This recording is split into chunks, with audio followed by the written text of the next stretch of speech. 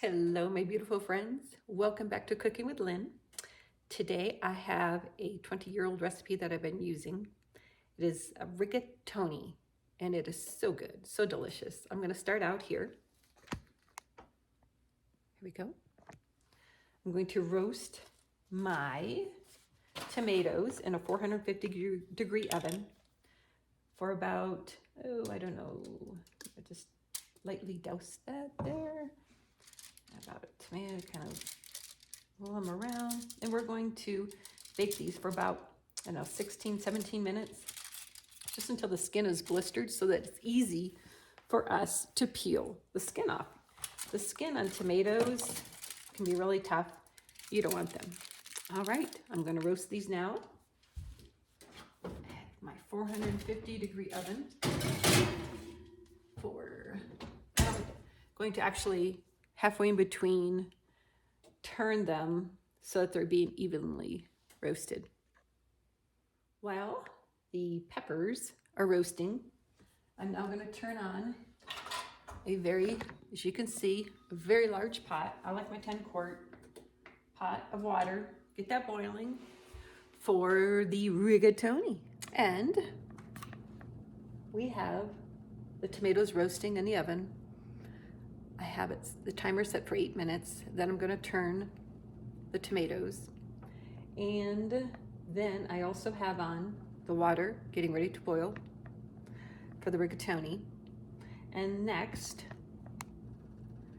what we're going to do is then fry up in a pan pancetta. And once the pancetta has been cooked, I'd say, about 8 minutes, we're going to render all the fat except for about a tablespoon. And after that, we are then going to add the serrano peppers. This is what a serrano pepper, escapade. This is what a serrano pepper looks like. You cut it in half, seed it, take the top off. It's all diced. It adds just a nice little, let me see what that is. Needs a nice little heat. If you don't like the heat, don't use it. Yeah. There's some heat there. Woo. Water. And then also we're going to add some diced red onions. We're going to cook that about 2 minutes. After that, we're going to add some wine. We're going to let this wine cook in half. I'd say, just until it's cooked in half, so we'll see how long that takes. And then after that, we are going to add 2 cups of a prepared tomato sauce, or I guess just marinara sauce, spaghetti sauce, jarred. And then we're also going to add the roasted tomatoes that have already been chopped coarsely along with it afterwards. So it's super simple, but oh my gosh, so delicious. And once all of this is done, we will add fresh chopped basil. Basil smells so good, as well as some fresh chopped parsley. But at the tail end, I don't want to cook out any of this. It's just beautiful. We'll stir that into the sauce and put it in. Okay, we are now going to turn the tomatoes. Oh, look at how it's nice and blistered. Very carefully. Careful, don't burn yourself. You can see they're blistering up quite nicely. I'm going to put them in for probably, turn this one over. Oh, gee. Probably I should use a fork. Use a fork, don't do this. And I'm going to put them in for another 8 minutes. And I think we should be good to peel these guys. All right, let's go. And do freshly roasted tomatoes make a difference? Yes, they do. Hello and welcome back. As you can see, these are very nicely blistered, but I have to let them cool off because they're too hot to touch right now. But when they are cool enough, we're going to pull off the skin like that. As I mentioned earlier, the skin is very tough, and we do not want that in our sauce. Let's let these cool off and go from there. Then peel them. Welcome back at the pancetta, and we are going to now fry this for 8 minutes till the fat is rendered.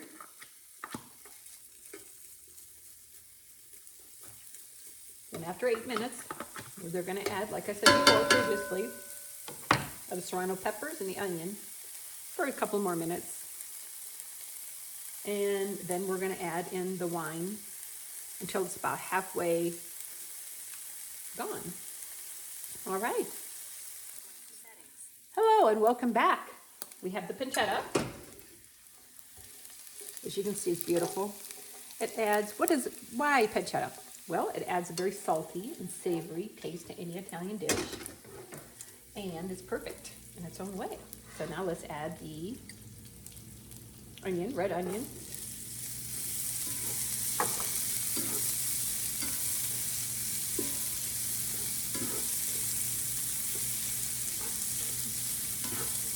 We're going to do this for about 2 minutes. Serrano peppers, chopped.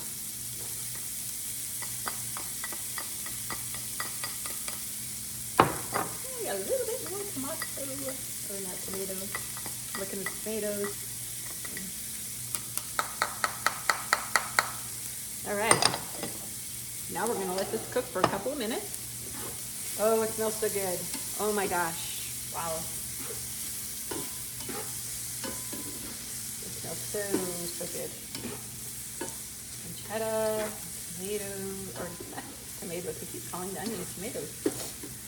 Real time. All right, let's cooking this up. We got a couple of minutes. Let's slice this.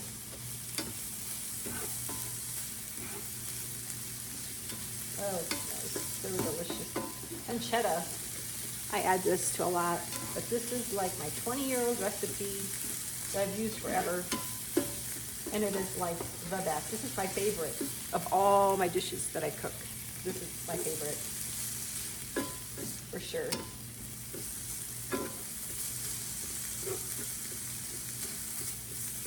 Okay, it does take some time, but it's a great Sunday afternoon dish that you can put together. So, okay. Just about there. Onion's about translucent. Right. House is smelling fab. All right, now I'm going to add the wine. Let's turn this down a little bit as I add the wine. And slowly. Now, I'm going to cook this wine until it's half in volume. That way we're cooking off the alcohol. And yet we have the taste, just that subtle taste, what it gives us. And then once this is half in volume of the wine, I am then going to put in the tomato, coarsely chopped, fresh, roasted tomatoes, and my marinara sauce. All right. All right, we are down now to half the amount. And now I'm going to add, I'm going to turn this down to medium. Now I'm going to add the tomato sauce. All right. Use as much as you can here. All right. And the gems, the freshly roasted tomatoes. Now I'm going to simmer this for about 15 minutes. I'm going to get myself a lid and let it simmer. And then I'm going to be cooking my rigatoni noodles. And then we will be serving this over the rigatoni noodles. After this cooks for the 15 minutes, I'm then going to put in my basil, fresh basil, which adds extraordinary taste, as you know very well know. I know my white lasagna recipe that I posted has it. I mean, there's just about everything. Because it does add that taste, just that spectacular taste when you crunch into it. That's just, I don't know, it's just so good. All right, see you in 15 minutes. Hey, welcome back to Cooking with Lynn. Whoops, get my coffee out of the road. Noodles are done, al dente, cooked according to package instructions. And now we are going to put in the tomato sauce. Like that. I always use big pans because Number one, like noodles don't boil over. All right, now I'm gonna cook this for about 5 minutes. Whoops, out of the photo range. There we go. I'm gonna cook this. Look at that. And it smells as good as it looks. I'm gonna cook this for about 5 minutes. And then it's ready to serve. Just make sure it's nice, well infused. Just simmer it, don't boil it. Just enough just to kind of infuse it, make everything nice and wonderful. And it's ready to eat. Just test it. All right, taste test it. I know it hasn't been 5 minutes, but I can't wait 5 minutes because it's so good. All right. Here we go.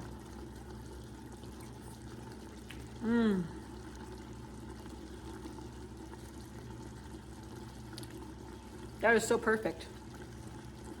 This sauce, this whole recipe never fails. To please. And it looks just so darn good. Okay, it's been 5 minutes. I've turned this off. Now I'm going to stir in fresh basil, which is amazing, and the fresh parsley. And now we are ready to go.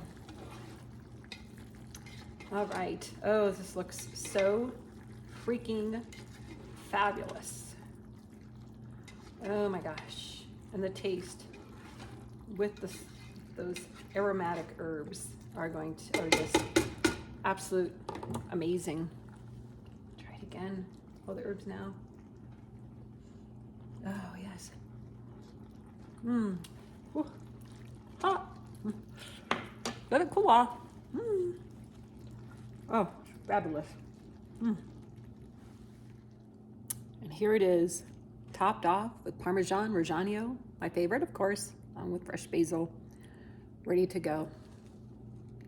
Happy dinner.